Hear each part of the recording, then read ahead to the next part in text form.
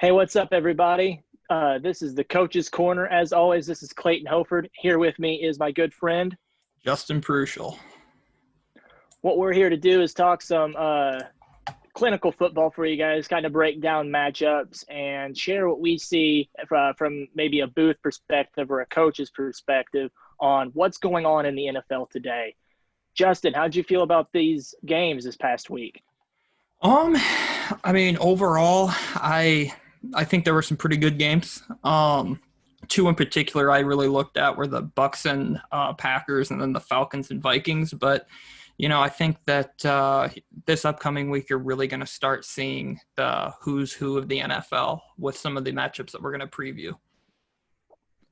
I think, and I know you want to get into it more in one of the matchups you mentioned, but we're really starting to see defenses with no offseason.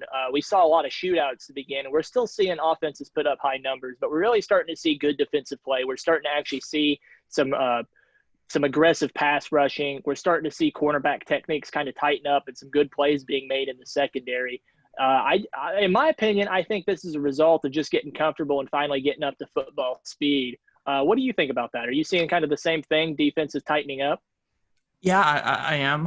In some of the games I've watched, I think that, especially looking at that Packers game, the Packers look like they were getting ready to do what the Packers have done all season and really start putting the game away when they're up 10-0. Then all of a sudden, a couple uncharacteristic turnovers by Aaron Rodgers really turned that game around. And there are other examples like that too. You want to look at the Raiders versus Chiefs game a few weeks back. That's a prime example. So I really think you're starting to see the defense pick it up more. It's a lot easier even during a pandemic for an offense to be on the same page rather than a defense, because you still can do 7-on-7. Line can still work on their technique. It's a little bit harder for defenses to really focus on some of the stuff they want to do, such as tackling, such as covering and whatnot. And a lot of defensive play too. For somebody that's never done it or been around it, they may not understand that a lot of defensive play is actually instinctual, just seeing and recognizing and reacting. You need live reps for that to happen. In offense, though, you can get out the whiteboard and you can put guys in the right position. Even if they're not the most skilled, you could still pick up positive yards or scheme guys open. Defensively, you could try your best, but at the end of the day, you're still reacting and trying to make a play to prevent the yards. And I think Todd Bowles has done an excellent job. You mentioned it, shutting down those Packers. He's got that defense looking good, and they're really controlling the line of scrimmage. They couldn't even let Aaron Jones get anything going. What did you see from that game that really made the difference there? Well, to kind of dovetail off what you were saying, the Buccaneers were able to get their Jones going and Ronald Jones, but they did not allow the Packers Jones and Aaron Jones to get going, which was huge because when they started out and they were up 10-0. And, at that point you score again. The game's by no means put away with Brady, but you're really starting to impose your will at that point. This isn't Tom Brady on the New England Patriots where, they're never really out of it. And sorry, Falcons fans, but that Super Bowl is the epitome of Brady's never out of the game. It's a little bit different scenario. It's still Brady leading it, but he was part of a team that, with the Buccaneers, he hasn't, played with. He's still learning the personnel. He's still learning the coaching. I still think that that the coaching is still meshing with what Brady wants to do. But secondly, I look at it this way. The Buccaneers played a full game. Todd Bowles was finally able to put pressure up the middle, even though they lost via Vatavia. But they were still able to get Sue. Sue was the real difference, being able to push the pocket into Aaron Rodgers. Corey Linsley is one of the best centers in the league. And to have a guy like Sue be able to push the pocket into Rodgers' lap was huge. And the team hasn't been able to do that this year. Also, you have to give a lot of credit to the Buccaneers tackles, Donovan Smith and Tristan Wirfs, because they were able to hold Preston and Zadarius Smith to a really, really quiet night or quiet game. And in addition to that, you have to credit Todd Bowles coaching his defensive backs up. They were on the Packers receivers like glue. Packer fans probably going into this were thinking like, we're getting Devontae Adams back. We were able to win with Tanya and Marquez Valdez-Scantling and a heavy dose of Aaron Jones and Jamal Williams. And we're getting our best player back. They were undefeated going into that. And I mean, those Buccaneers corners were on those receivers like glue. Maybe, it has to do with timing, Devontae Adams being out for as long as he was. Maybe, it takes another week of practice to get that timing between Rodgers and Adams back. But I mean, you have to give credit where credit's due. And on the flip side of that, the Buccaneers offense was banged up. Chris Godwin's had the hamstring for a while. Mike Evans had the ankle. And so they were relying on guys like Tyler Johnson, Scott Miller, and Ronald Jones to really give them plays. Well, now you're starting to see, Chris Godwin back and healthy. Tyler Johnson's getting better with every start he gets. And Gronk's the big one, because when O.J. Howard went down, Cameron Brate's still a good tight end, but I really do think that Rob Gronkowski was a little rusty, but you're finally starting to see him knock that rust off, and he finally had his first touchdown as a member of the Tampa Bay Buccaneers. So with that said, I think that overall the Buccaneers did a heck of a job. I was saying this with some of my friends. I was talking about the game, before the game. When Tom Brady has a game like he had against Chicago, where, I mean, he forgot what down it was, it's kind of, embarrassing. People in the media tend to write off Brady. They did it when he was in New England, and they were doing it again, in Tampa Bay, like, that age is finally starting to show to him. But just like his entire career, he's always been out there to prove people wrong. And that's exactly what he did. The Packers were coming in red hot. I thought they were vulnerable solely because I didn't think they played their best game against Atlanta. And, Atlanta was playing really, really bad football, but, they played them tough. Some might argue they were playing for their coach to keep their job. And they were also playing, for their own job, because when there's a change in regime, it doesn't mean you're safe, from possibly being cut or traded or so on and so forth. So I thought they were vulnerable, and I thought that the Bucs would bounce back, and that's what happened. Yeah, I definitely agree with a lot of what you were saying, especially with the Packers showing a little bit of rust. Sometimes it's easier to work guys in than to force feed a guy like Adams. Whenever you feel almost obligated to call plays and scheme plays open, and especially playing a nuanced position like wide receiver, you see a lot of mistakes happen like that. Switching gears a little bit, almost a similar story though. We'd seen this Browns offense just absolutely look like they are changing the script on what we know to be the Cleveland Browns franchise, right? We've seen Baker Mayfield make some plays. We've seen Odell smiling, having fun again. We've seen Jarvis Landry making these terrific plays. Kareem Hunt looking like the guy that we saw break out on the scene in Kansas City. I mean, really just coming together, that defensive unit playing the way they drafted it and expected them to play. And then they ran into this buzzsaw named the Pittsburgh Steelers and absolutely got shut down. And what I saw there was absolute just domination on the line of scrimmage. Basically, they dared Baker Mayfield to beat them. And Stefanski did not do his job in helping Baker Mayfield do that. See, what I see when I watch Baker Mayfield play, I see an uber confident guy, okay? He wants a chip on his shoulder. You were talking about writing Tom Brady off. Baker Mayfield wants to get on Twitter after the game and see people telling him he sucks. He wants to see Colin Cowherd challenging him directly on national television. When he sees that, that's when he elevates his game. When he gets comfortable like this, there's some kind of drop-off here, okay? And he really likes to force the issue. But whenever he's playing within himself, he makes all the throws, even at a quote-unquote shorter guy. He can make all the throws. That's why he was picked number 1 overall.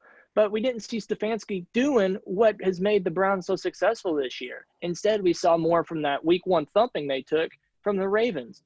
They weren't moving the pocket to get outside the Steelers' good pass rush. They weren't running, mixing up their runs. They weren't using a lot of jet motion to create defensive mismatches. Instead, it looked more like straight drops and basic reads of the defense, and a good defense like the Steelers that's going to mix looks up, that's difficult on a guy like Baker Mayfield. Just take a 3-step drop and make a quick read, right? That's what Oh happened yeah. on the first interception that went for a pick six is they ran double slant on the backside. Okay. Minka Fitzpatrick comes screaming up, making a guessing play. He ends up with his hands on the football. That's not necessarily on Baker Mayfield, but Baker Mayfield's not comfortable. He's not seeing the field maybe with full clarity. And that's the main thing I saw. It wasn't anything that the Steelers did to perfection. It was more the Browns not executing and not doing what has got them to this point. And so I think the Browns really need to go back and look themselves in the mirror and say, this is who we are and this is who we got to continue to be, because they were stopping this high-powered Steelers team. The Steelers have not played a really clean game so far this season. It's almost like they're getting off scot-free because it's almost like they're forcing the mental mistakes from the other teams. Are you seeing the same thing that I'm seeing, or are you seeing maybe a little adjustment to what I'm seeing? I agree with you with the Steelers. I think last year they relied so heavily on that defense because they had to. With Big Ben out, they made the move to get Minka Fitzpatrick. I think it paid dividends for them. But I think that it's hard to duplicate the success that defense had last year. But I think they felt like maybe we didn't have to because Big Ben's coming back and because we're going to be healthy, this that. But a win's a win. And a game we're going to preview a little bit later between the Steelers and the Titans, I think both those teams have gotten away scot-free in some games. Like they haven't, the Titans dominated the Bills mostly because they played zone coverage and they tricked Josh Allen. I mean, that was a classic Mike Vrabel channeling his inner Bill Belichick, knowing Right. something that, Sean McDermott didn't. But going back to the Browns, I wonder how much not having Nick Chubb healthy really hurts them, because, I mean, don't get me wrong, Hunt's a great back. I mean, he's a fantastic back, and they have the weapons. But I wonder how much that played into them maybe leaning away from the run a little bit, or how much maybe Stefanski thought that, Jarvis and Odell were just night and day better than maybe some of the corners that the Steelers had. Who really knows? I mean, I know that front seven for Pittsburgh's very tough, so maybe they didn't like their matchup going up against that front running the ball. So you think maybe even if they didn't want to run the ball, they can just do what's the extension of the run? It's the screenplay. Maybe they wanted to maybe install more of that, but maybe the game got away from. I don't really know. We won't really know. That's only Kevin Stefanski knows and the players in the locker room. But I would think that maybe that's the reason why they didn't. Dating back to last year, with his time with the Vikings, we've seen Stefanski kind of get in this little habit of, okay, we're gonna try some new things out. It's almost like counting the chickens before they hatch, right? I mean, Yeah. it's saying, okay, this is who we are and we can get away with this. But no, you've had this success. Same thing last year. It would be, okay, we're going to go away from, maybe it was going away from Diggs, who's on a hot streak, and going to Thielen, or getting away from giving Dalvin Cook as many touches. But it's definitely head scratching to see such a good offensive play caller like Stefanski just get away from a bread and butter plays or bread and butter game scripts, But switching gears back to the Vikings that we just mentioned, that Vikings-Falcons game, man, that was an interesting one. Explain that one to me, buddy. So the biggest thing I had with regards to the Falcons-Vikings game, first and foremost, I think that the Vikings are just young, and I hate using that. Like, it's not really an excuse. It is what it is. The Vikings are one of the youngest teams in the league. When you're talking about replacing your top three corners in a pass-happy league, and then you're also letting arguably, I mean, I think Daniel Hunter was a little bit better than Everson Griffin last year, but Everson Griffin was still pretty good. So letting him walk in free agency, And then Daniil Hunter getting hurt, you let go of Linval Joseph, who was really the run stuffer in the middle and a guy that could really push the pocket in the passing game. And so you go out and you get a younger version of him, essentially Michael Pierce, but he opts out because of COVID. Makes sense. Players got to take care of themselves. And then Anthony Barr gets hurt. So you already took a defense that underwent so much change, and you add, the injuries to it, and, you trade for Yannick to try to have a pass rusher opposite of Daniil Hunter, but Daniil Hunter was never healthy. And so I think going into this year, they were going to lean on the offense more. For so many years, they leaned on their defense because they've been around for 6-7 years. That's not the case anymore. So I think that they finally felt that Kirk Cousins took a step, especially in that New Orleans game, to where they could really go somewhere. So you extend, Dalvin Cook, and, you trade away Diggs, but you bring in Justin Jefferson, who's played fantastic football. I just think ultimately the biggest thing hurting the Vikings right now is you did not invest in offensive line enough. And I feel like Rick Spielman's always been a guy that he drafts certain positions of need early. I mean, not really need, because he's not really reaching for guys. Like, he's done a good job of getting value where he's at, but he hasn't really ever made much of an attempt to get that franchise guy. Or, maybe he got a little, gun shy after Christian Ponder. I mean, who knows? But offensive line hasn't been a thing that, he gets him in free agency. And there's a year we got Mike Remmers and Riley Reif. Well, Reif's still with the team. Remmers isn't. So I think that's the biggest factor. You had a good nucleus of guys. You were just always either a quarterback and or offensive line away from kind of getting over the hump. But now you're to the point where you waited so long to try to find those positions, where now you're so young that, I don't want to say the championship window's closed. I think that, this thing could go one of two ways. You could continue to build off the young guys you just drafted, because there's a lot of talented guys. I mean, Cameron Dantzler was a third round pick. Some people said he might have gone, could have gone in the first round. And in training camp, Adam Thielen's like, yeah, that rookie right there, he's going to be something special. So I just think that Kirk Cousins turning the ball over on the first play will kind of set the tone, because they're a young team. I'm kind of bringing this all back to just the Vikings being a young team. Well, I think that you look at the Seahawks game last week. They played with the lead. They played with some confidence. They played with some swagger. They were on the road. They were able to run the football.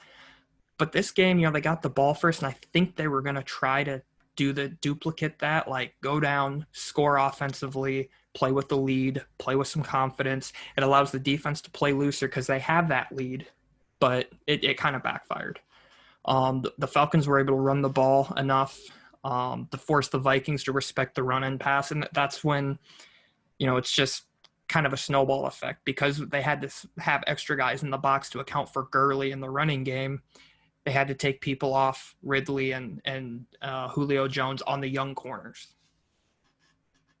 Well, this is what, if I'm talking to a group of high school kids or young kids or anybody, this is what I would refer to as a trap game. Okay, and what I mean by that is it's a trap to look at the record and not actually see the talent that's on the field opposite you. So, like you mentioned, Vikings are coming off a very competitive game with who right now the power rankings suggest that the Seahawks are the number one team in the NFL. Whether that's a shared opinion or not is irrelevant. They're a very good team. There's a reason they're undefeated right now. The Vikings had them pretty well dead to rights. So they're playing with some confidence. But once you establish an offensive identity of we're going to run the ball and then we're going to play action boot some of this stuff, we're going to get Kirk Cousins some play action deep shots. You can't get away from that. So when you come out with a straight drop back, you haven't set the team up.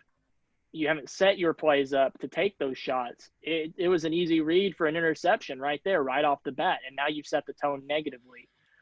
If you watch the opposite the film, field. he was dialed in on what receiver he was going to throw to. Right, right. And I mean, that's fine off a play action pass because you don't have as much of a laid back window. Now, you look at the other side of the ball, the Falcons. Arthur Blank just came out and said he doesn't know if Matt Ryan's the guy for the future. Julio Jones is involved in trade talks. Todd Gurley it passed his expiration date. They say he's got 2 bad knees. Okay, all these guys are playing for jobs at this point. If it's not a job with the Falcons going forward, it's a job for their NFL future. This is an absolute trap game for them that the Vikings unfortunately just found themselves falling into. And well, there's one a year that the Vikings absolutely. They don't show up. I mean, they just straight up do not show up. I mean, there's the Bills-Vikings game, I think it was 2 years ago, where they just didn't show up. Last year, you could argue the Denver Vikings game, they didn't show up. I mean, they came back and won the game, but it felt the same way. Like, you're thinking you should be able to do whatever you want against this team, but then they end up doing whatever the heck they want against you, I mean, that's just kind of the way it is.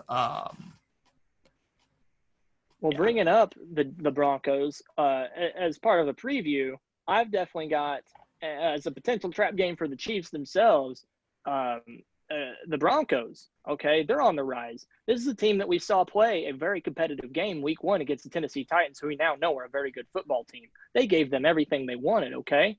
Drew Lock's coming back from injury. Waz Von Miller. Vic Fangio is actually doing something we're not used to seeing him do. He's scheming up blitz packages. He's getting some pressure on the quarterback in some different ways that the league isn't used to seeing. Coming off a win against New England as an upset. Lots of drop passes in the end zone. When you watch the film from that game, it's apparent that even without Courtland Sutton, the wide receivers are open in the end zone for what could have been 3-4 touchdowns that were drop passes. Okay?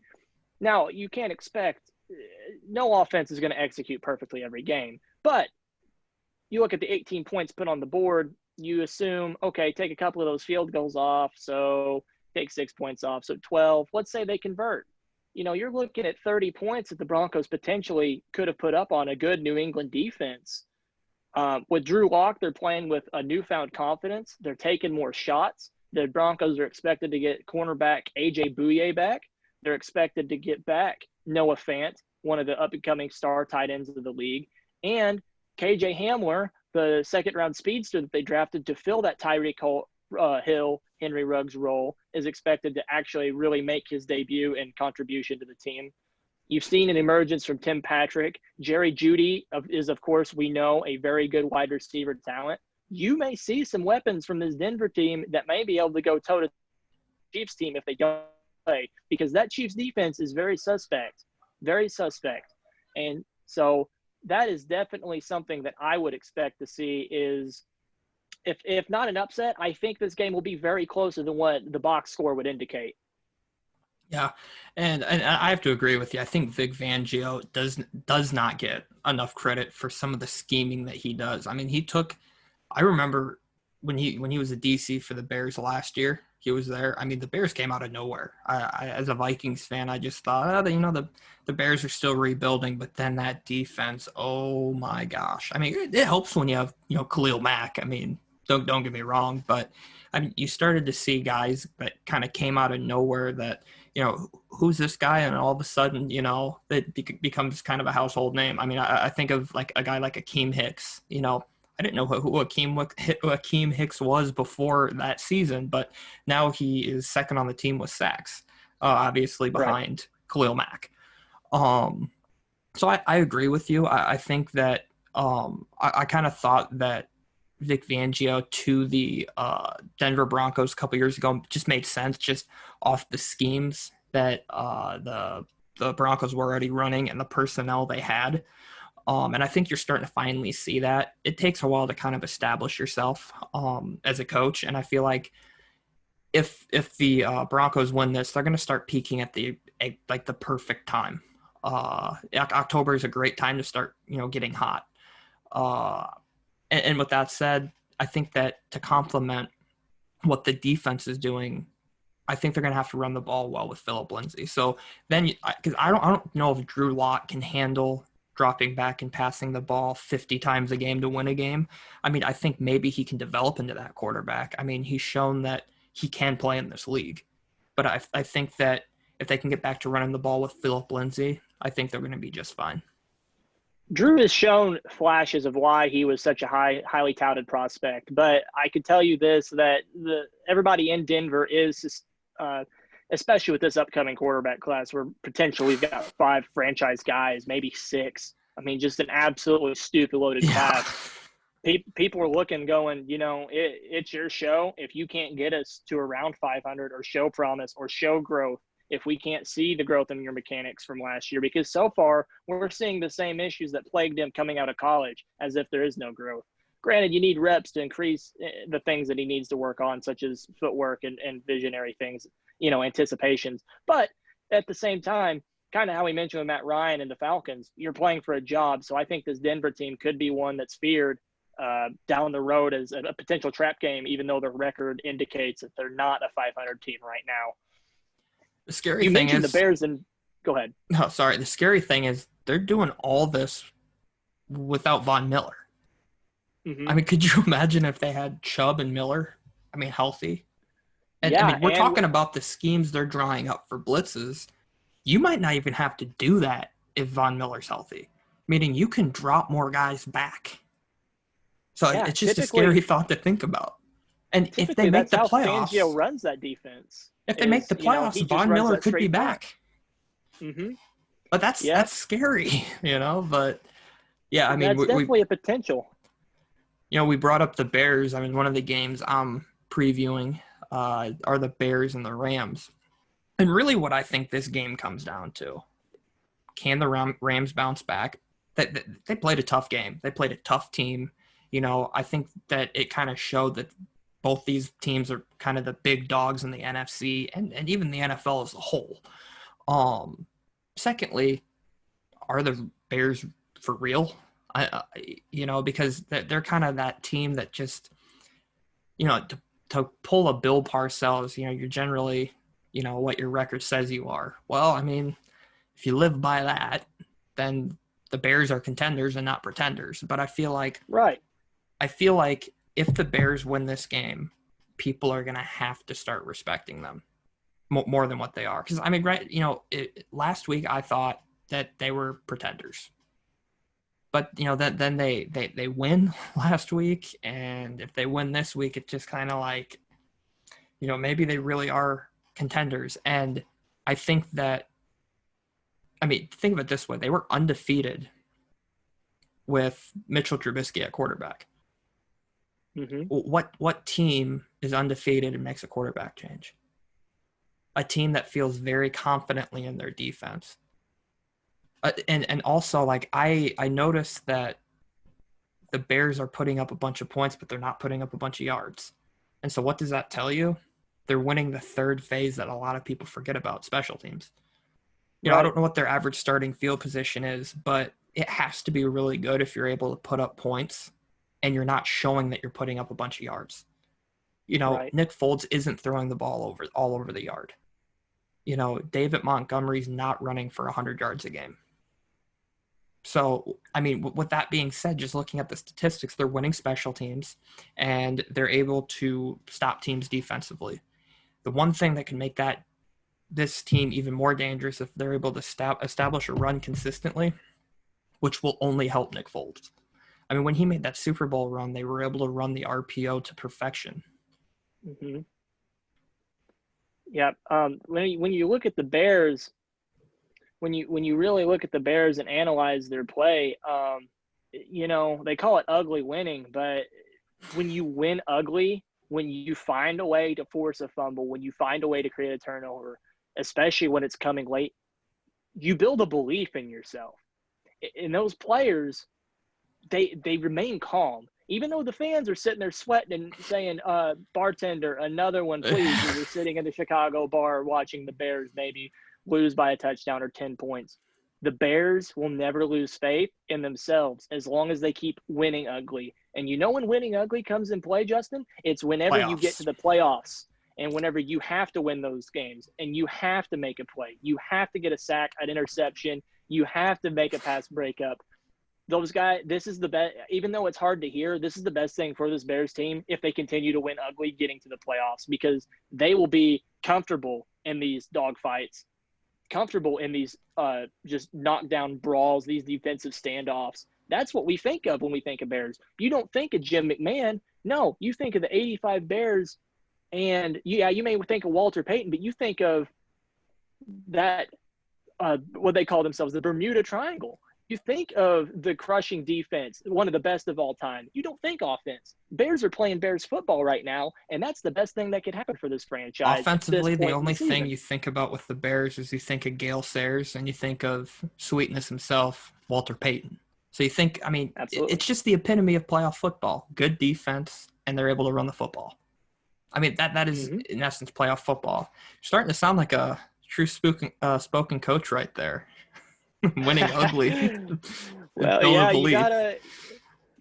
gotta practice what you preach, right? You can't Yeah, just look at kids and say something and not actually believe it. But that's something exactly. that we've seen Sean McVay on the other side of the ball with the Rams. We've seen him try to practice this belief. Now, they don't exactly have the defense to back up his run game and kind of drag the clock and get into some play action sets necessarily, but we've seen the plethora of receivers and weapons they have. I mean, they've got two very good tight ends. They've got a trio of running backs they deploy. We know about Robert Woods. We know about Cooper Kupp. Now they've got a rookie named Van Jefferson out of Florida who's showing to be just as good as the other three. And we're seeing them not even miss Brandon Cooks. Okay, we're seeing Sean McVay kind of open the playbook up and almost seeing a Jared Goff that we saw in college running the air raid a little bit. He's slinging it around the yard, and I think that'll be a good test for this Bears defense. What are you seeing from the Rams offensively, and what is McVay doing this season that's kind of made you say, this is what's going to work for them going forward? I know you just got done doing the fantasy show, but I'm going to bring up a fantasy scenario here. You want to know the biggest difference in the Rams? Okay. 1 week, I'll drop Darrell Henderson and pick up Malcolm Brown, and Darrell Henderson will have the good game. So I'll drop Malcolm Brown and then pick up the other guy, and they just have good weeks. The weeks I don't have them, so basically what I'm getting at is they don't have to worry about, they're by committee. Okay, they have gone from Todd Gurley. Oh my gosh, we need help in the playoffs. Going to C.J. Anderson, who had a good playoff run with them, to it doesn't matter who we hand the ball off to. Malcolm Brown, Darrell Henderson, Cam Akers when he's healthy, doesn't matter who. So they made a conceited effort to run the football. But the second thing, I brought this up to you before, when the Rams got humiliated against the Ravens, from the time it took Sean McVay to go from the game field to the post-game press conference, he already knew what the Ravens were able to do to really shut down their offense and their defense. And it was motion. It was pre-snap motion. It's window dressing. It gets players out of position. And the Rams have gone from the fifth most, the team that motions the fifth most in the NFL, to the second most. You know who's been number one the last 2 years? The Ravens. And so what it does is, like I said, it gets the other team's defense out of position. And it's just window dressing. I mean, you put so much focus on those guys, watching the guys shifting, that they're paying less attention to the keys they're supposed to be reading. And there's that, but also, I mean, outside of Cooper Kupp, like, there's not a guy on the Rams roster where it's like, you know, he's a household name. I mean, I think Van Jefferson's going to become one, but, you know, they have Gerald Everett at tight end, who I think is pretty darn good. But there's not a guy out there that's like, you know, we have to double this guy, you know, whatever the case may be, because they're able to spread the ball so much that, you know, like I said, there's not a guy on the field like they had before with Brandon Cooks where it's like, you know, we're going to double Brandon Cooks because we don't want to get beat over top. So, I mean, I think that they've made a conceited effort to try to run the football. And I think they learned, I mean, I don't want to say it was the Gurley mistake, but Gurley's knees were what they were. I think I'm happy that he's playing better football in Atlanta, and he's probably gonna bounce back from that. But rather than feeding the one guy the ball over and over and over and over again, they're by committee, and I just think that was huge for them, especially knowing that they haven't had much draft capital because they gave up a lot of their draft capital acquiring some of the guys that they acquired. Mm-hmm. I mean, I think one of them was actually acquiring Brandon Cooks, and also acquiring Dante Fowler. I think they acquired him via trade. Jalen Ramsey. Mm-hmm. So they were, for lack of a better way of putting it, I think at first they were trying to, for lack of a better way of putting it, I think they were trying to buy a championship, and they came close. They made it to the big dance. They came up short in a very close game. Yeah. And I still think they have a nucleus here where they can. I mean, they might be back. Granted, they're probably going to have to go through Seattle to get there, but that means that you're guaranteed to play the Seahawks twice, and if in order to make it to the big dance you have to go through Seattle, it's hard to beat a team 3 times in 1 year. It's hard enough to beat them twice. So I think that for the Bears, this is a game where they can kind of prove, like, are they legit or not? And for the Rams, it's how do you bounce back? Are you going to kind of fall back to your ways last year and, fall back to mediocrity? Or are you going to go back to what got you to, the record they have now? Yeah, absolutely. Absolutely agree. And I think it's a big game to judge where Jared Goff is mentally with his mental maturity. Like we said, Goff is a guy that they just paid, and it's going to be a situation where based on the talent around the field and how close they've just came to being in the Super Bowl, winning a Super Bowl, it's really going to be a good test of character for Jared Goff on how well he bounces back. So Jared Goff and Carson Wentz are going to be tied at the hip to one another for their whole careers. You want to talk about the class that had Phillip Rivers, Eli Manning, Ben Roethlisberger. They were always tied to the hip at one another. The big thing was, Eli won 2 Super Bowls. Big Ben won a Super Bowl early in his career, and Phillip Rivers hasn't been to one. They've always been tied at the hip to one another. Well, both Carson Wentz and Jared Goff got paid. They've both – the Eagles won the Super Bowl. Carson Wentz was a big reason why they got there. He played excellent that regular season. And but he ultimately didn't win the Super Bowl. It was Nick Foles, obviously. And then the Rams have been to the Super Bowl and lost a close game. So I feel like that's going to be a storyline that people are going to really follow their whole careers is that, and they're both making a lot of money.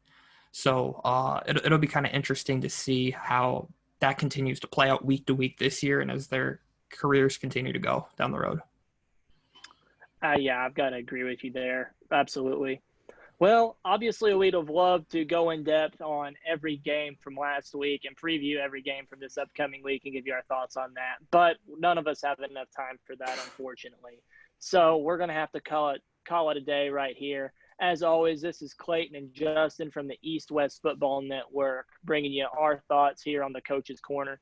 If you think that we missed something, or you think there's a game that we didn't preview, or in the upcoming weeks, one that you would like us to get to, get a hold of us, leave a comment, like and share, get us out there so that we can share these X's and O's thoughts with you guys. Again, we thank you guys for stopping in, as always, and we'll see you next week here on the Coach's Corner. See you.